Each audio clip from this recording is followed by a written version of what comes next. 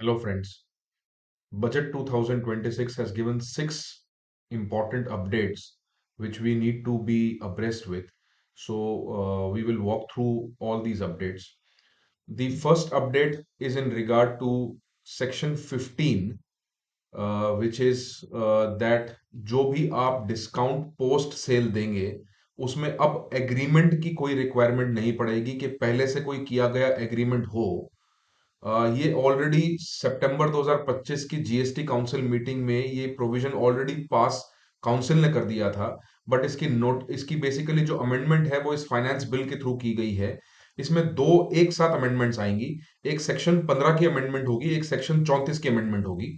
Amendment कुछ इस तरह से है कि अगर आप सेल के बाद अगर आप कोई फर्दर डिस्काउंट देते हैं और वो डिस्काउंट अगर क्रेडिट नोट से लिंक्ड है जो कि पोर्टल पे बेसिकली फाइल हुआ है, then that will be sufficient enough to give the benefit of the discount।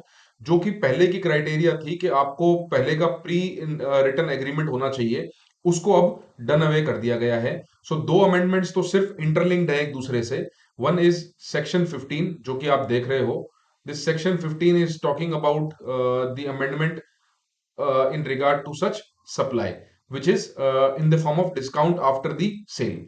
Similarly दूसरा ही अमेंडमेंट जो कि क्रेडिट नोट के संदर्भ में किया गया है, that is in section 34 accordingly। So these both the amendments are linked together and both of them are coming from GST council meeting only, जो कि पहले जीएसटी काउंसिल मीटिंग ऑलरेडी हो रखी है। नेक्स्ट नेक्स्ट इज कि section 54 में very importantly अगर inverted duty structure का रिफंड है तो वहां पर भी 90% का जो प्रोविजनल रिफंड का क्राइटेरिया है उसको यहां इन्वर्टेड ड्यूटी के लिए भी अप्लाई कर दिया गया है, just like a zero rated cell.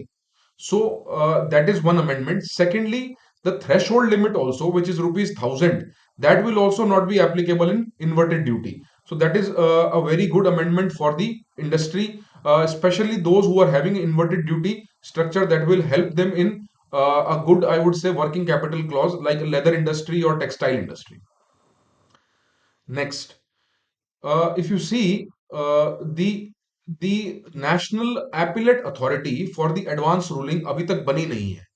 तो उसकी वजह से उसका क्योंकि अभी तक गठन नहीं हो पाया है और ट्रांजिशन में बहुत सारे इश्यूज आ रहे हैं, बिकॉज कंटिन्यूअसली एडवांस रूलिंग पे अपील्स होंगी, तो उसको एक बार के लिए एंटरटेन करने के लिए गवर्नमेंट ने एक बाईपास रास्ता निकाल दिया है कि अभी जो भी एग्जिस्टिंग ट्राइब्यूनल्स हैं या जो भी एग्जिस्टिंग अथॉरिटीज हैं जो कि बेसिकली ऑपरेट कर सकती हैं as the national appellate authority till the national appellate authority is constituted on its own self.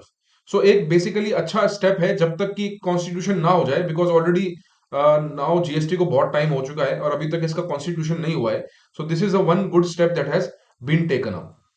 And lastly one very very good thing, आप अगर देखो कि पहले जो इंटरमीडिएरी सर्विस हुआ करती थी, जैसे कि आप मान लीजिए कि ब्रोकिंग की सर्विसेज थी, या जो कि एक तरह से आप कह सकते हो कि एज अ रेफरल बिजनेस में थे, एक्सपोर्ट ऑफ सर्विसेज में, उन लोगों को एक बहुत बड़ा चैलेंज ये था कि वहां पर प्लेस ऑफ सप्लाई आईजीएसटी के अकॉर्डिंग आपकी जो प्लेस ऑफ सप्लाई थी इंटरमीडिएरी सर्विसेज में, वो हमेशा सर्विस प्रोवाइडर की हुआ करती थी। तो चाहे इनका फॉरेन एक्सचेंज में लाने का योगदान भी रहा हो, लेकिन क्योंकि लॉ की घड़त कुछ ऐसे थी कि उनको बेसिकली एक्सपोर्ट नहीं माना जाता था, तो that was very, I would say, a problematic thing for such people. इनके लिए बहुत अच्छी न्यूज है, जो भी हमारी इंटरमीडिएरी सर्विसेज हैं अब, अगर वो बेसिकली एक्सपोर्ट ऑफ सर्विस की तरह डीम हो रही हैं और फाइनली रेसिपिएंट अगर आउटसाइड इंडिया है, तो जैसे बाकी सब में भी रेसिपिएंट एज आउटसाइड इंडिया को ही क्राइटेरिया दिया जाता है to identify the place of service, इसी तरह से अब इंटरमीडिएरी सर्विसेज को भी इसी तरह से ट्रीटमेंट मिलके उनका भी जो है वो एम्बिट जो है वो टैक्स से बाहर कर दिया जाएगा। तो ये बेसिकली अमेंडमेंट्स हैं जो अमेंडमेंट्स जीएसटी में आए हैं। इसके अलावा अभी फिलहाल इस बजट में कोई और फर्दर अमेंडमेंट्स नहीं है।